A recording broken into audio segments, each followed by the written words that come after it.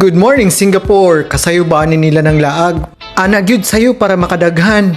Ay, kabalo na ko ani, kada kanto gyud niyang pictorial. Sige, posing lang ng posing. Padulong mi Gardens by the Bay. Ug diri na namo nahibaw-an nga si Mimi di ay hadlukan nig escalator nga habog kayo sa nga tanan. Nakaya naman after niyang nihilak. So, naana mi karon, awasin niya oh. Ayaw kabalakanin imuha ning moment diri karon balik-balikan ti kag video ani taas pababa ani nga escalator. Makahappy lang yun makakita og tao nga excited kay first time niyang moadto sa mga lugar nga iyahang gipangarap lang sa una.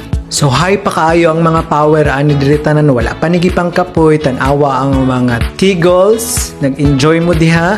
So adto na mi karon diri sa dome. Kaning pamilya picture wa gyud ni gipalampas kada kanto sige picture. Karon adto na mi sa isa ka exhibit nila. Sige nin, very nice diring dapita. Sino ka dyan? So, kaya ako man inyong kauban, daghan kikog idea. Sige be, inani inyong himuon. Ana. Ay, wako ganahay sa performance. Lausi, usab. Kani daw bi? Sige daw, anion. Ay, pangit gihapon. Dapat perfect.